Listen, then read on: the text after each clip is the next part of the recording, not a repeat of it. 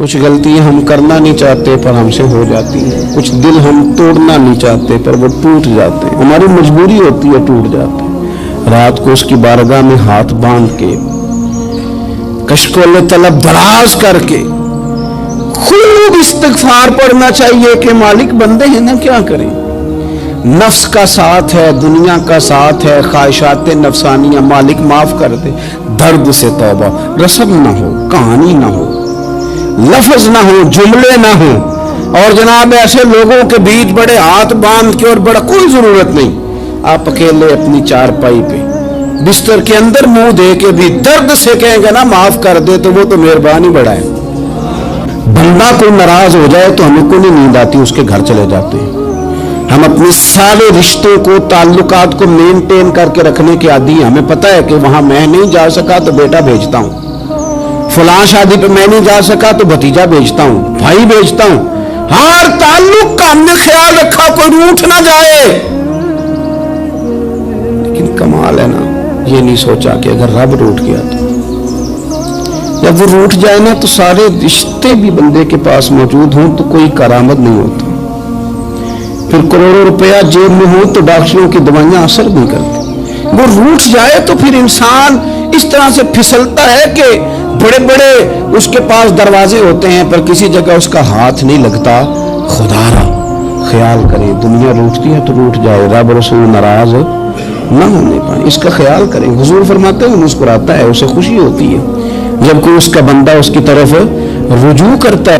آپ دیکھیں نا، سارے ڈاکٹروں نے کہہ دیا کہ اس کے تو گردے، معدہ، جگر ہر چیز ختم ہے، گھر لے جاؤ، خدمت کرو، ہر طرف پریشانی ہے۔ وہ بندہ بھی سمجھ گیا ہے کہ آخری وقت آ گیا، کل جاؤں پرسوں جاؤں، تیاری ہو گئی، سب لوگ آ گئے، باہر والے بھی آ گئے، یہ ماحول ایک عجیب رنگ اختیار کر گیا۔ اچانک ایک ڈاکٹر نے آ کے کہا نہیں غلطی لگ گئی تھی۔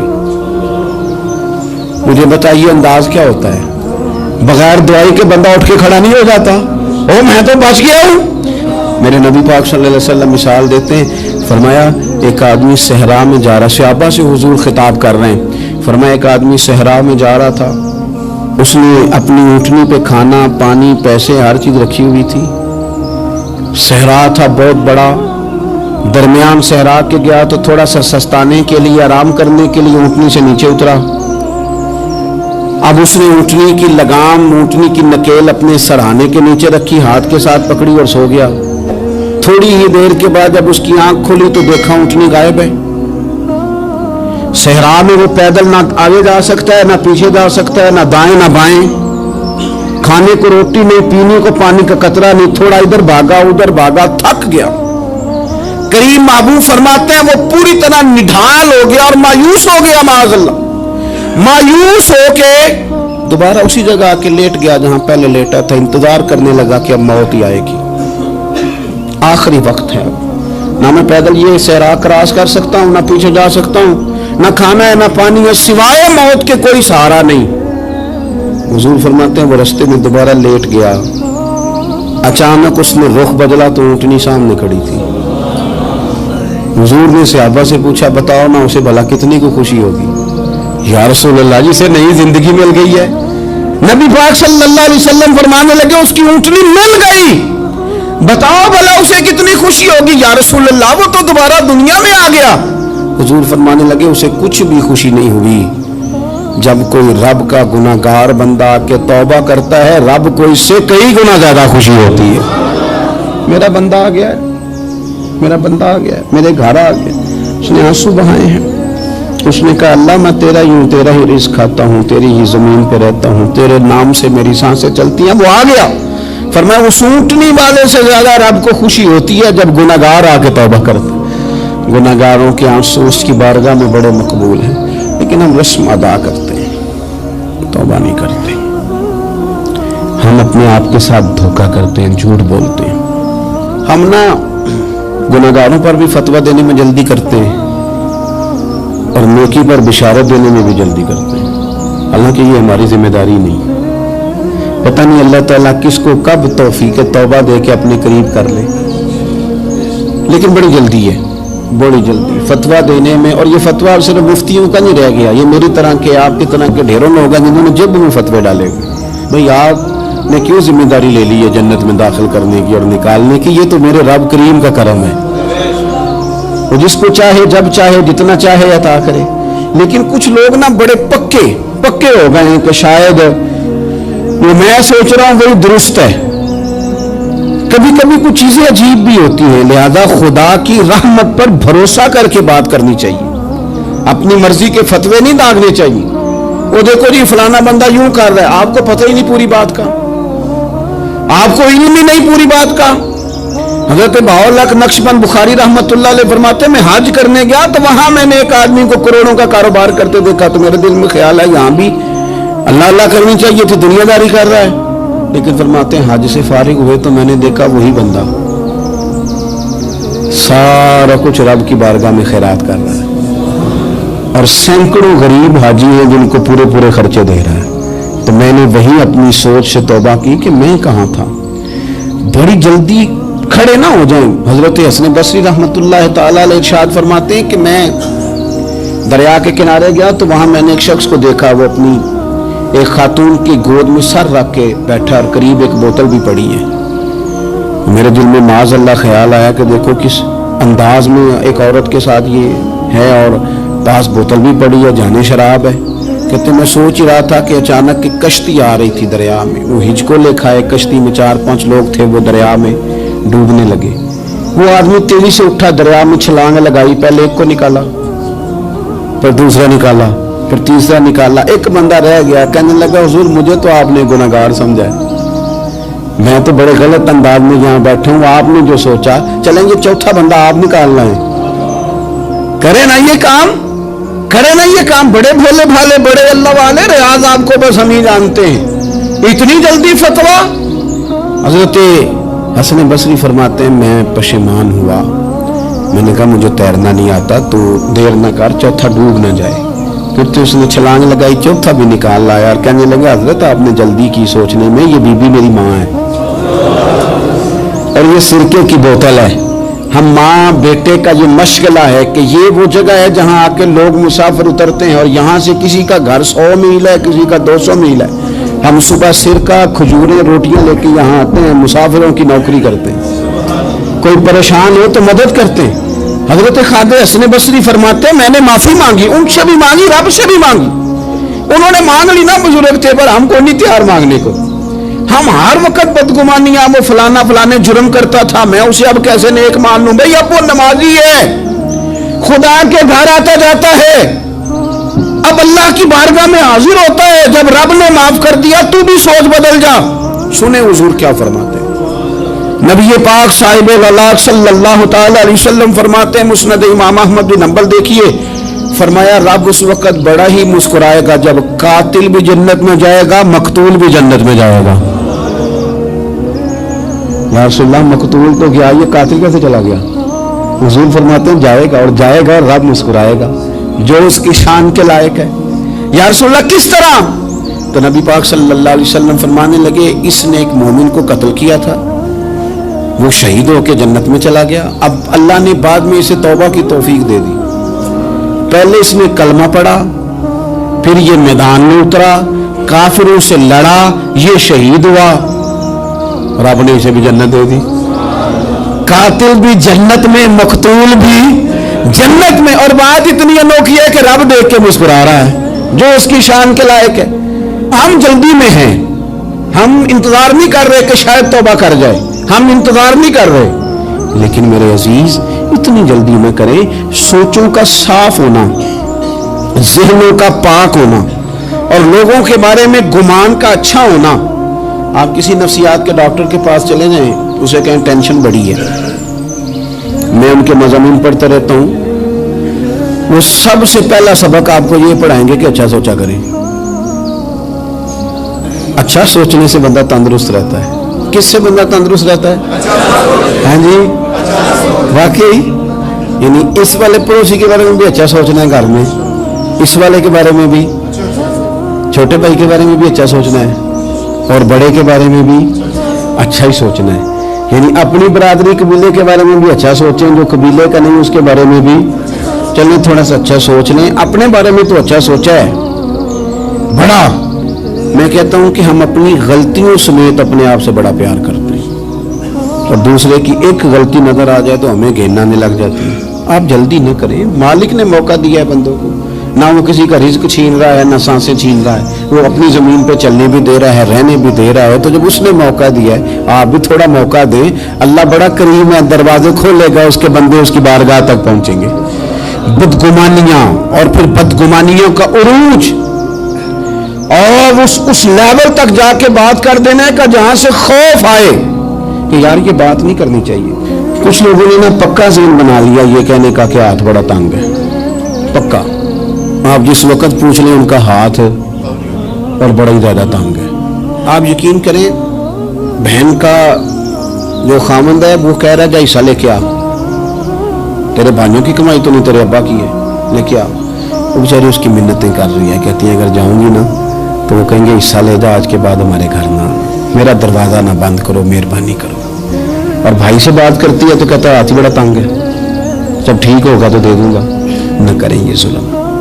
ہمارے اپنے تڑپتے رہتے ہیں اور ہماری دولتیں اندر پڑی رہتی ہیں، ہمارے اپنی چھوٹی چھوٹی ضروریات کے لیے پریشان ہوتے ہیں، لیکن ہم بڑے بڑے بہانے ہیں ہمارے پاس، کہتے ہیں یہ نکما ہے، یہ نکھٹو ہے، یہ کام نہیں کرتا، اس میں فلانا ہے، بے فلانا ہے، بلے میں نے نہیں ساتھ چلنا۔ اظہار جب آپ کے اندر پیدا ہوتا ہے نا، اظہار جب کسی کے لیے آپ حساس ہوتے ہیں تو آپ کو بھی سرور حاصل ہوتا ہے۔ نہ کریں یہ کام کہ آپ کو اللہ نے وسعت دی اور ہر وقت آپ ہاتھ تانگ ہونے کا رونا رو رہے ہیں، ہر وقت آپ یہ کہہ رہے ہیں میں بڑی آزمائش میں ہوں، جب خدا نے آپ پہ نہیں ڈالی تو اتنے جھوٹ بولنا صرف اس لیے کہ میرے پیسے بچ جائیں، صرف اس لیے کہانی سنانا کہ حالات میرے بڑے خراب ہیں کہ کوئی بندہ میرے سے کوئی تھوڑا بہت قرض نہ مانگ لے۔ سنو، نبی پاک صلی اللہ علیہ وسلم کے پاس مہمان آ گیا، بخاری مسلم ہے، حضور نے ازواج مطہرات کے گھروں میں پیغام بھیجا، کچھ چیز ہے ضیافت کے لیے؟ یا رسول اللہ کچھ بھی نہیں، یہ دو جہاں کے شاہ ہیں اور پاس کچھ رکھتے نہیں، دو جہاں کی نعمتیں ہیں ان کے خالی ہاتھ میں۔ یا رسول اللہ کوئی چیز بھی نہیں۔ حضور نے صحابہ کے مجمع پہ نظر ڈالی، یا رسول اللہ صلی اللہ علیہ وسلم حکم ہو، تو حضور فرمانے لگے تم میں سے کوئی بندہ ہے جو اسے گھر لے جائے روٹی کھلائے؟ ایک صحابی اٹھے فوراً، حضور میں لے کے جاتا ہوں کھانا کھلاتا ہوں۔ فرماتے ہیں میرے گھر میں صرف بچوں کا کھانا تھا، یہ نہیں کہ فریزر بھرا ہوا ہے نعمتوں سے، صرف بچوں کا کھانا، یہ نہیں کہ کسی کو دیکھ کے اپنی ہنڈیا پہ برتن دے لیا، صرف بچوں کا کھانا۔ کہتے ہیں گھر گیا، بیوی سے کہا کیا کیفیت ہے؟ کہنے لگی بچوں کی روٹی ہے۔ میں نے کہا بچے سلا دے، صبح ناشتہ کر لیں گے۔ تو کہنے لگی آپ کیا کھائیں گے؟ تو میں نے کہا نہ میں کھاؤں گا نہ تم کھائے گی، مہمان جو نبی پاک کا ہے۔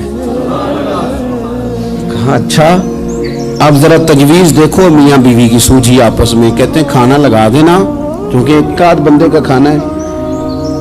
اپنی غربتوں کا ہر جگہ اظہار کرنا، رونا رونا، یہ دیکھو غربت کیسے چھپائی جا رہی۔ اس کو کہا نہیں کہ چل تو تھوڑا رحم کھا، تو آیا ہے تو تھوڑا رحم کھا، یہ نہیں کہا اٹھ کے نا تو کھانا رکھنا اور اٹھ کے نا چراغ ٹھیک کرنے کے بہانے بجھا دینا۔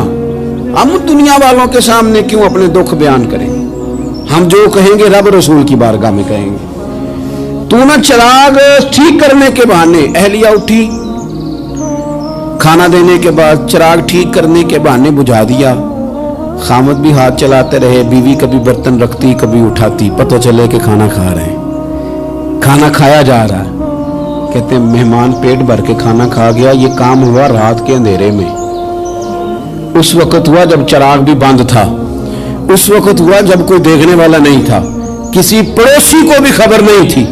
فرماتے ہیں صبح کے اجالے میں اس مہمان کو لے کے مسجد نبوی میں نے قدم رکھا تو نبی کریم نے فرمایا رات جو تم نے کام کیا ہے نا اسے دیکھ کے میرا رب بڑا مسکرایا ہے، اللہ بڑا مسکرایا ہے۔ اللہ تر دامنی پہ شیخ ہماری نہ جائیے، ہم دامن نہ چھوڑ دیں تو فرشتے وضو کریں۔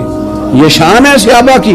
نبی کریم علیہ السلام نے فرمایا رب رات مسکرایا تیرا یہ انداز دیکھ کے، اور اس نے قرآن نازل کیا وَيُؤْثِرُونَ عَلَىٰ أَنفُسِهِمْ وَلَوْ كَانَ بِهِمْ خَصَاصَةٌ۔ کچھ لوگ وہ ہیں جنہیں بڑی بھی ضرورت ہو تو دوسروں پر اثار کر دیتے ہیں، قربانی دے دیتے ہیں۔ رب مسکرایا ہے، اندر پیسے رکھے ہوئے ہیں، اندر پیسے رکھے ہوئے ہیں، اور بہن آ کے منت کر رہی ہے کہ بھائی حالات بڑے خراب ہیں، थोड़ी सी मेहरबानी कर। तो कहते हैं बहन पर्दा ही है बस।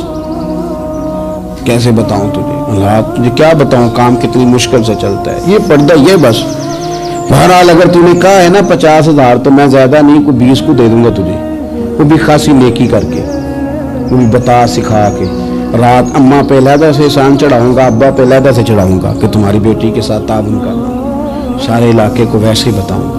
अब वो गरीबनी बेचारी 20,000 लेके घर गई है, तो सिफारिशें कर रही है कि मेहरबानी करो। मैंने ऐसे भी देखे हैं जो पहले बीवी को पकड़ाते हैं, तू दे, इसलिए कि फिर वजीर आजम तो डंडा निकाल लेगा तो बड़ा मुश्किल हो जाएगा फिर घर में रहना, लिहाजा वो ये तू आगे लग। ये क्या लहजा है आपका, ये तो किसी को भी दे तो छुपा के देने का हुक्म है, किसी को भी दे तो हमें हुक्म यह है कि सीधे हाथ से देना है, उल्टे को खबर।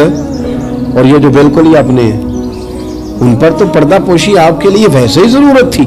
मेरे अजीज, रब मुस्कुराता है। मेरे नबी पाक अलैहिस्सलाम ने ये आमाल हमें बताए जिन पर अल्लाह मुस्कुराता है, खुश होता है। और बाज लोगों को हुजूर ने नॉमिनेट किया। हज़रत साद बिन मुआज़ रज़ी अल्लाह ताला अन्हु अजीम सहाबी थे। ये वो खूबसूरत सहाबियां जिनके जनाजे को कंधा मेरे नबी पाक ने अता फरमाया, हुजूर ने कंधा अता फरमाया। कमाल हो गई, निर्ख बाजार मोहब्बत का अनोखा ही हो गया, खुद खरीदारों में शामिल आके मौला हो गया।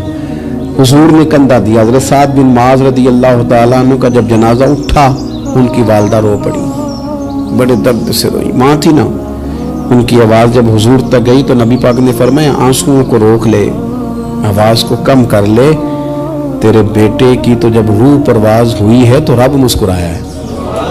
जिसके आने पे रब राजी हो, मुस्कुरा दे जो उसकी शान के लायक है। ये तो वो लोग हैं कि जिनके जाने पर ना रब, वो किसी ने कहा था कि मेरे मरने पे हर सू शोर मच जाएगा, देखोगे मेरे मरने पे हर सू शोर, तो पता चल जाएगा जब हम जाएंगे, मेरे मरने पे हर सू शोर मच जाएगा देखोगे, और कहने अलविदा सरकार खुद तशरीफ लाएंगे।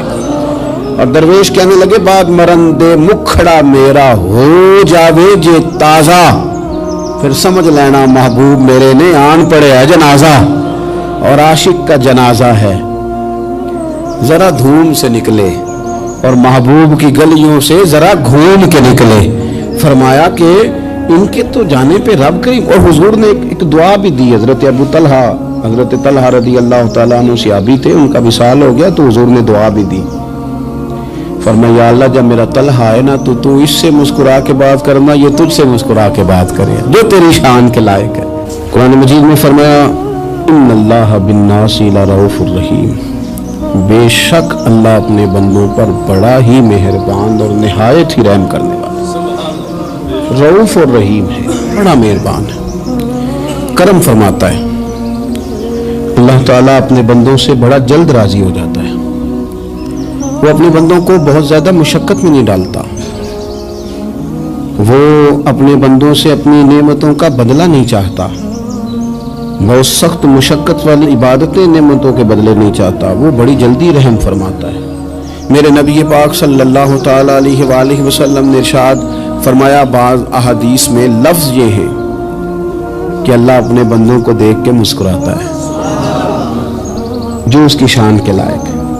जिस तरतीब से हम मुस्कुराते हैं, जिस तरतीब से हम रोते हैं, जिस तरतीब से हम किसी बात का इज़हार तशक्कुर करते हैं, खुदा इन बातों से पाक है। अब बहुत सारी हदीसों में आया कि वो मुस्कुराता है, तो क्या मतलब है मुस्कुराने का?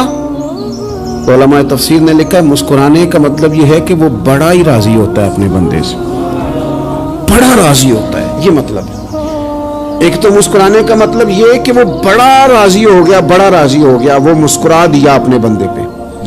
और एक इसका माना खुद नबी पाक सल्लल्लाहु ताला अलैहि वसल्लम ने बयान फरमाया। मुस्नद इमाम अहमद बिन हंबल में हदीस है, हुजूर सैयद आलम अलैहिस्सलाम से सहाबा ने पूछा या रसूलल्लाह शहीद तो बड़े लोग होते हैं, शहीदों में अफजल कौन है?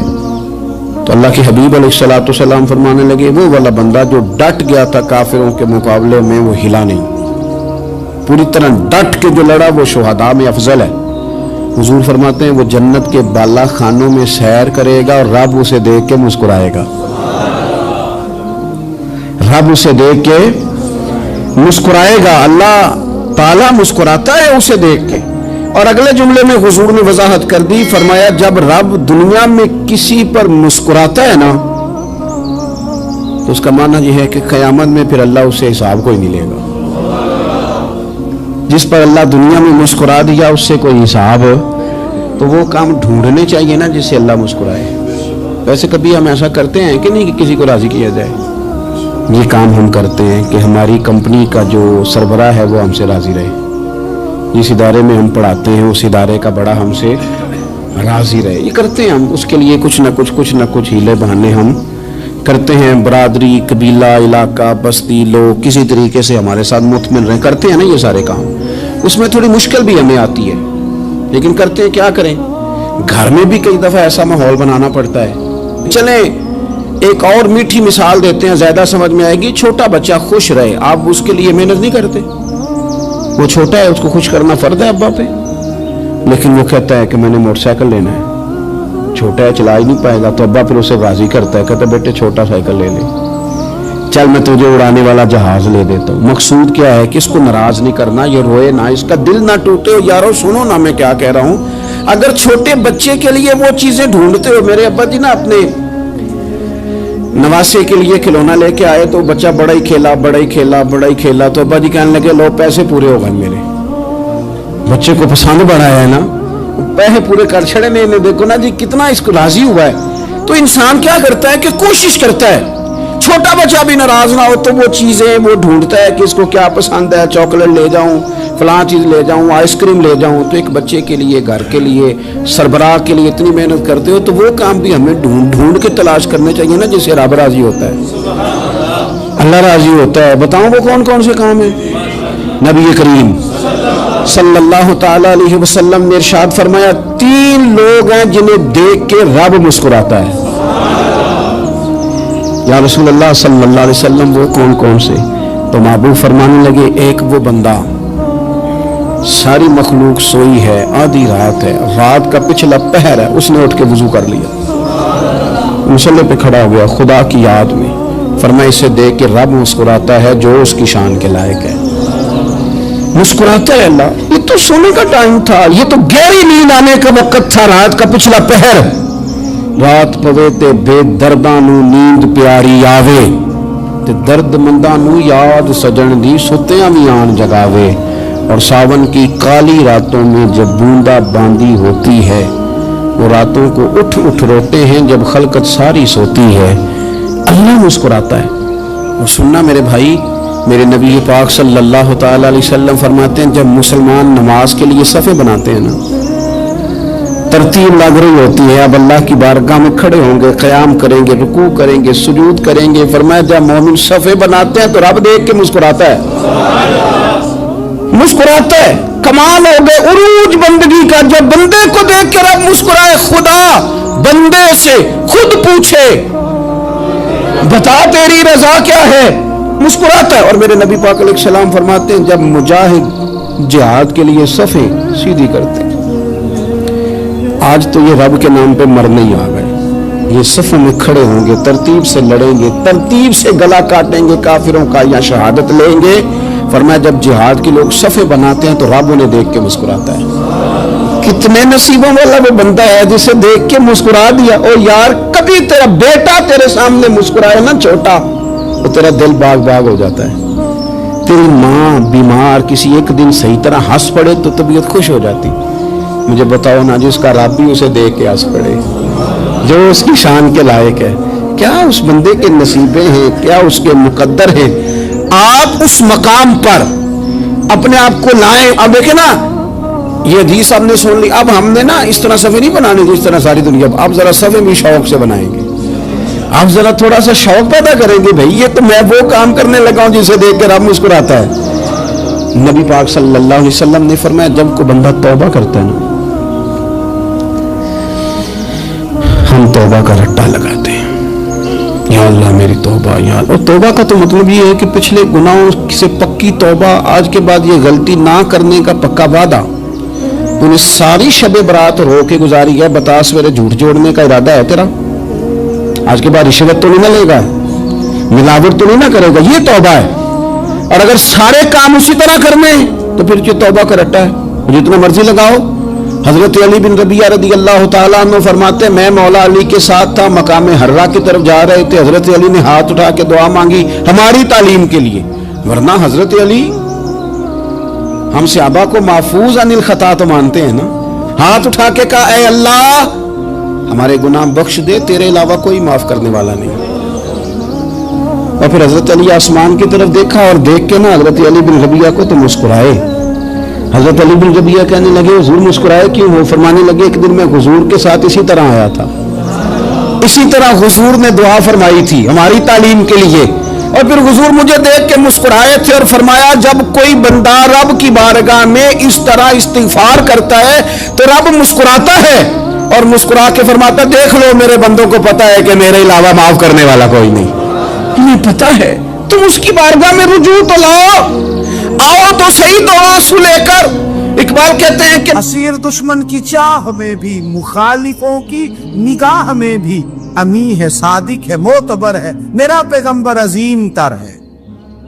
نبی پاک صلی اللہ علیہ وسلم تشریف لائے, انہوں نے کہا جی آپ جو فیصلہ بھی کریں قبول ہے. آپ بتا دیں کون سا قبیلہ حجر اسود اٹھا کے, باقی خانہ کعبہ کی تعمیر مکمل ہوگی, حجر اسود کون سا قبیلہ لگائے, پہلے طے کر لیا تھا جو حضور فیصلہ کریں گے سب کو قبول ہوگا. اب اگر حضور ایک کے حق میں فیصلہ کر دیتے تو تیار تھے نا باقی قبول کرنے. اب وہ سارے قبیلے نظریں حضور پہ لگائیں, نتیجہ نکلنا ہے. یہ سمجھ لیں پاس فیل کا نہیں, فرسٹ سیکنڈ کا نتیجہ ہے. کس کو سعادت ملتی؟ ای سعادت بزور بازو نیز کس کو ملتی ہے؟ قربان جاؤں حضور کی حکمت پر, نبی پاک کے تدبر پر. اب ایک کو بھی اگر حضور کہتے تو لگا دے تو باقی وعدہ کر چکے تھے مانیں گے, پر یاد پریشانی تو ہوتی ہے نا کہ ہم سیکنڈ آ گئے, تھرڈ آ گئے. اب یہ سب چاہ رہے تھے سعادت لینا, تو رسول پاک نے نا چادر بچھائی, حجر اسود اٹھا کے رکھا, فرمایا لڑو نا, سارے یہ ایک ایک کونے سے چادر پکڑ لو. قربان جائیں سب نے اٹھا لیا اور اٹھا کے ایک جگہ لے آئے جہاں نصب کرنا تھا. حضور نے اپنے دست مبارک سے پکڑا, وہاں لگا دیا. اب کوئی سب سے پوچھتا نا کس نے لگایا ہے تو سب یہی سمجھتے تھے ہم نہیں لگایا ہے, اور آخری فیصلہ یہ تھا ہم سب نہیں لگایا ہے. یہ حکمت ہے رسول پاک کی. تیرے آگے ہے یوں تبے لچے فصحا عرب کے بڑے بڑے, کوئی جان منہ میں زبان نہیں بلکہ جسم میں جان نہیں. نبی پاک علیہ السلام نے فرمایا جو نماز تم اپنے گھر کے اندر پڑھو گے ایک نماز کا اللہ تمہیں ثواب دے گا, جماعت کے ساتھ پڑھو گے تو 27 نمازوں کا ثواب. لیکن فرمایا وہی نماز اگر تم میری مسجد نبوی میں آ کے پڑھو گے تو اللہ 50,000 نمازوں کا ثواب عطا کرے گا, 50,000 نمازوں کا. اور مدینے والے حبیب فرمانے لگے وہی نماز اگر تم نے بیت اللہ میں آ کے پڑھی تو نماز ایک ہوگی, لیکن رب تمہیں 1,00,000 نماز کا ثواب عطا فرمائے. اب یہ فضیلت حضور نے بیان کی. فضیلت دیکھیں, اللہ تعالیٰ کی رحمتیں ہر جگہ برستی, یہاں کب برسیں گی ہمیں کوئی پتہ نہیں. تقریر کے وقت, خطبے کے وقت, نماز کے وقت, دعا کب برسیں گی نہیں پتہ. لیکن خانہ کعبہ کا جو معاملہ ہے اور وہاں جو رحمت کا معاملہ ہے, ملا رومی فرماتے ہیں کہ خدا کی رحمت اگر تجھے اتنی مل جائے نا قطرے کے برابر بھی, تو سمجھ لے تیری دنیا بھی بن گئی اور تیری آخرت بھی بن گئی. اب میرے نبی پاک علیہ السلام کی حدیث سنیں, حضور فرماتے ہیں روزانہ بیت اللہ شریف پر اللہ کی 120 رحمتوں کا نزول ہوتا ہے. یا رسول اللہ کس وقت ہوتا ہے؟ فجر کے وقت, زور کے وقت, عصر کے وقت, طواف کے وقت, نماز کے وقت. کب؟ تو حضور نے طے کر کے بتایا. فرمایا 120 رحمتیں اللہ خانہ کعبہ پہ نازل فرماتے ہیں. یا رسول اللہ کب؟ فرمایا 60 رحمتیں تو ان پہ برستی ہیں جو بیت اللہ کا طواف کرتے, اور فرمایا 40 رحمتیں اس پر برستی ہیں جو حرم شریف میں نماز پڑھتا ہے. اور حضور فرماتے ہیں کچھ بھی نہ کرے, بس بیٹھ کے کعبے کی زیارت ہی کرتا رہے, 20 رحمتیں تو اللہ اسے بھی عطا فرما دے. کتنی مقدس جگہ ہے, وہاں جانے کا ذوق, وہاں جانے کی تڑپ, وہاں جانے کا شوق. ان لوگوں سے تھوڑا سا شکوہ ہے جو کہتے ہیں جی میں نے جی بڑی راج راج کے زیارت کر لیا, بس راج گئے, ختم ہو گئی بات. سنو, نبی پاک علیہ السلام نے 53 سال حیات ظاہرہ کے وہاں گزارے, 53 سال. لیکن جناب صدیق اکبر رضی اللہ تعالیٰ عنہ فرماتے ہیں قربان جاؤں جس رات میرے کریم محبوب علیہ السلام ہجرت کی رات مکہ مکرمہ سے نکل رہے تھے تو حضور پلٹ پلٹ کے بیت اللہ کو دیکھتے، حضور پلٹ پلٹ کے دیکھتے تھے، اور پھر میرے محبوب کریم علیہ السلام نے پلٹ کے کعبے کی طرف دیکھ کے فرمایا بیت اللہ تو مجھے بڑا ہی پیارا ہے، تو مجھے بڑا ہی پیارا ہے، اے شہر مکہ تو مجھے بڑا ہی پیارا ہے۔ فرمایا اگر میری قوم مجھے پریشان نہ کرتی میں تجھے کبھی چھوڑ کے نہ جاتا۔ 53 سال رہنے کے باوجود بھی حضور کا بیت اللہ سے پیار، نبی پاک کی اس شہر کے ساتھ وابستگی، وہ دلچسپی، وہ ذوق، وہ شوق، وہ کیفیات کیوں مان پڑتے جا رہے ہیں ہمارے جذبے؟ ہمارے سیاست کی باتیں روز ہونے لگی ہیں، بحثوں کی باتیں روز ہوتی، لیکن اپنا عشق مضبوط کرنے کی بات، آپ یقین کریں جو عشق ہوتا ہے یہ بندے کو آزاد کر دیتا ہے، یہ بندے کو عشق آزاد کر دیتا ہے۔ اعلیٰ حضرت فرماتے ہیں اے عشق تیرے صدقے جلنے سے چھٹے سستے، جو آگ بجھا دے گی وہ آگ لگائی ہے۔ اور علامہ اقبال کہنے لگے اقبال سمجھاتے ہیں، وہ کہتے ہیں بجھی عشق کی آگ اندھیر ہے، اب مسلمان نہیں اب خاک کا ڈھیر ہے۔ کہتے ہیں بغیر عشق کے نا کوئی کام بھی، نماز بھی بغیر عشق کے پڑھی جاتی ہے تو کوئی مزہ ہی نہیں دیتی، بندے کہتے ہیں دل ہی نہیں لگتا۔ پیری مریدی ہے بغیر عشق کے ایسی رسم ہی ہے، ٹھیک ہے گزارا چل رہا ہے۔ قرآن شریف کی تلاوت ہے تو بغیر عشق کے کیسے کیفیات چلیں گی؟ اللہ رسول کے ساتھ پیار ہے تو کوئی دلچسپی نہیں، کوئی شوق نہیں، کوئی کیفیت۔ آپ یقین کریں کچھ بندوں پہ بندے کو تڑپ آ جاتی ہے، شوق آ جاتا ہے، یار یہ اس کو کیسے نکال لیں، یہ کس طرح کا پیار کرتے ہیں، آ کے بیٹھا رہتا ہے، چپ کر کے بیٹھا رہتا ہے، کہتا ہے جی کوئی کام نہیں بس 10 منٹ ملنے ہیں۔ بندے کو اس بندے پر ویسے ہی پیار آ جاتا ہے۔ کچھ ایسے سنگی ہوتے ہیں جو آستانوں پہ 10 چکر لگا کے آتے، شکوہ نہیں کرتے کہ میں 100 دفعہ بھی آیا ہوں فلانے حضرت ملے نہیں، وہ وارفتگی ہے، وہ شوق ہے ہمارا۔ جب تک اللہ رسول کے ساتھ رشتہ عشق کا تھا، پیار کا تھا، ذوق کا تھا، درد کا تھا، خلوص کا تھا، آپ یقین کریں طبیعتیں جمی ہوئی تھی۔ نبی پاک نے نا ہمیں تکلیف میں رہ کے پیار کرنے کا درس دیا۔ بخاری مسلم میں حدیث ہے، حضور اپنے مدینے کی شان بیان کرنے لگے۔ حضور فرمانے لگے، محبوب فرماتے ہیں یمن فتح ہوگا تو وہاں کھیت اچھے ہوں گے، کھلیان اچھے ہوں گے، کاروبار اچھے ہوں گے، تو کچھ لوگ مدینے والے وہاں جا کے رہنے لگ جائیں گے، آباد ہو جائیں گے۔ لیکن حضور فرماتے ہیں المدینہ تو خیر لہم لو کانوا یعلمون۔ بات کو سمجھنا، فرمایا کہ وہاں کھیت کھلیان اچھے ہیں، ان کا کاروبار وہاں زیادہ چلے گا، لیکن رسول کریم نے فرمایا مدینہ ہی ان کے لیے بہتر تھا، کاش وہ اس بات کو جان لیتے۔ فرمایا پھر عراق فتح ہوگا تو وہاں بھی کچھ لوگ چلے جائیں گے، کاروبار ان کا اچھا چل جائے گا، وہاں رہنے لگیں گے، لیکن فرمایا المدینہ تو خیر لہم لو کانوا یعلمون۔ فرمایا مدینہ ہی ان کے لیے بہتر تھا، کاش وہ سمجھ لیتے۔ اور میرے نبی پاک علیہ السلام نے فرمایا جو مدینے میں ڈٹے رہیں گے اور مدینے کی تکلیفوں پر صبر کریں گے، اذیتوں پر صبر کریں گے، فرمایا اگر وہ گناہگار ہوں گے مدینے میں رہنے والے تو میں قیامت میں ان کی سفارش کروں گا، اور اگر نیکوکار ہوں گے تو میں اللہ کی بارگاہ میں ان کی نیکیوں پر گواہ بن جاؤں گا، گویا میں ان کے ساتھ رہوں گا۔ مدینے کے ساتھ نبی پاک کی جو محبت ہے، حضور کا جو پیار ہے، جس رات میرے نبی پاک صلی اللہ علیہ وسلم مکہ مکرمہ سے نکل رہے تھے نا مدینہ طیبہ جانے کے لیے، تو حضور نے دعا فرمائی، کہا اے اللہ تو نے مجھے اس شہر سے نکالا جو مجھے بڑا ہی پیارا تھا، اے اللہ یہاں بڑی یادیں تھیں، بڑا پیار تھا، تو نے وہاں سے نکالا جو مجھے بڑا پیارا تھا، اے اللہ اب تو مجھے اس شہر میں داخل فرما جو تجھے بڑا پیارا ہے، وہاں داخل فرما جو تجھے بڑا پیارا ہے۔ مدینہ طیبہ کے لیے نبی پاک نے دعا فرمائی، کہا اے اللہ تیرے نبی ابراہیم علیہ السلام نے مکے کے لیے دعا کی تھی، میں مدینے کے لیے دعا کر، اللہ مدینے میں دگنی برکت عطا فرما۔ اللہ کے محبوب علیہ السلام کی خاص دلچسپیاں مدینہ طیبہ کے ساتھ۔ مدینے والوں نے نا حکمرانی نہیں کی، تو حضور نے پہلے کہہ دیا تھا خلیفہ قریش میں سے ہوگا، لیکن حکمرانی نہیں کی، غلامی کی۔ مدینے والوں نے نبی پاک کے دروازے کی گدائی کی، مدینے والے ہر میدان میں حضور کے سامنے کھڑے ہوئے دشمن کے مقابلے میں، مدینے والوں نے پیار کیا، اس لیے میرے نبی پاک علیہ الصلوۃ والسلام نے فرمایا اگر لوگوں کے دو گروہ ہو گئے، دو لائنوں میں لوگ چلنے لگے، ایک لائن ادھر چل رہی ہے ایک ادھر چل رہی ہے، تو حضور فرماتے ہیں میں تو اس لائن میں چلوں گا، اس قطار میں چلوں گا جس میں مدینے کے لوگ چل رہے ہوں۔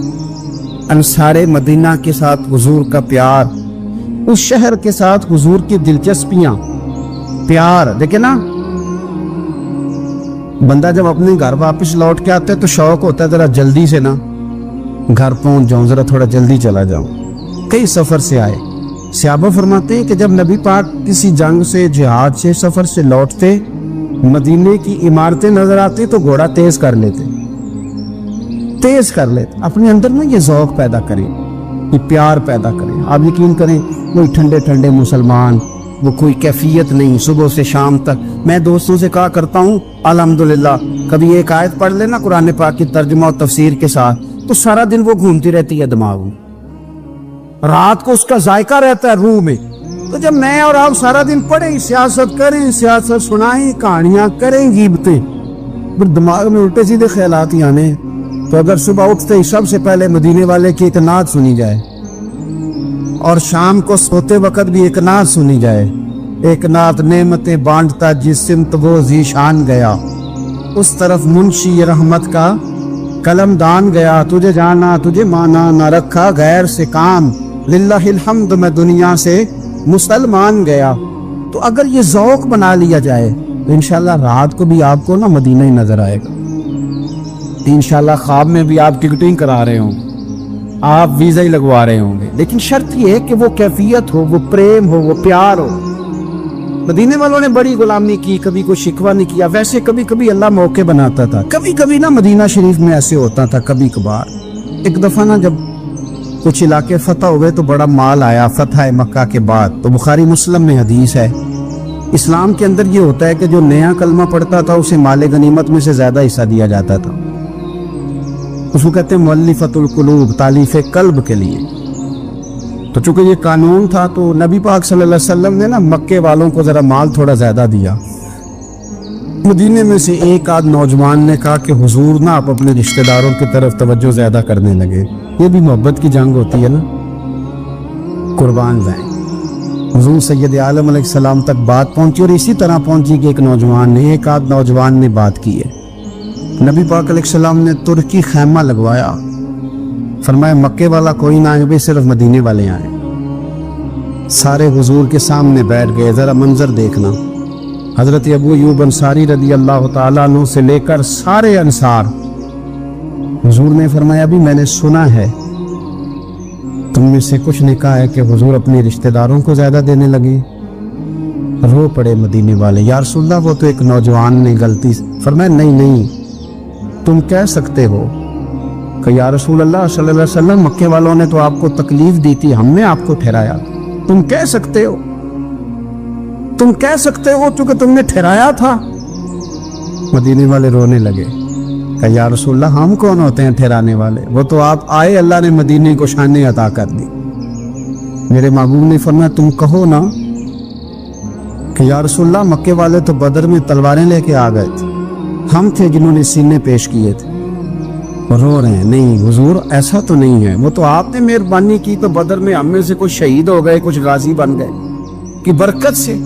حضور نے فرمایا تم کہو کہ احد کے میدان میں انہوں نے پتھر مارے تھے، ہم نے سینہ پیش کیا تھا۔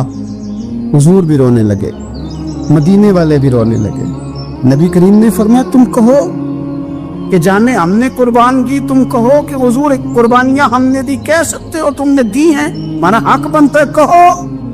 اور جب رو رو کے بحال ہو گئے تو سرکار بھی روئے، کھل کے روئے، پھر آنسو پونچھے اور کریم رسول فرمانے لگے وہ بھولے مدینے والوں، کیا تم یہ نہیں پسند کرتے کہ لوگ جب اپنے گھروں میں جائیں تو بھیڑ بکریاں لے کے جائیں، اور جب مدینے والے اپنے گھر جائیں تو اللہ کے رسول کو ساتھ لے کے جائیں؟ تم یہ نہیں پسند کرتے کہ تمہارے ساتھ میں جاؤں؟ یہ نہیں تمہارا شوق؟ دیکھو کسی کے حصے میں کچھ آیا، کسی کے حصے میں کچھ آیا، کسی کے حصے میں کچھ آیا۔ مدینے والے وہ لوگ ہیں جن کے حصے میں اللہ کا پیارا حبیب آیا۔ تمہیں رسول کریم ملے، تم کتنے خوش بخت ہو، کتنے خوش نصیب ہو۔ تمہیں نبی پاک کا ساتھ ملا، حضور ہے، یہ ہے ارض جنت، یہ طیبہ کی زمین ہے، جنت بھی یہیں اور مال کے جنت بھی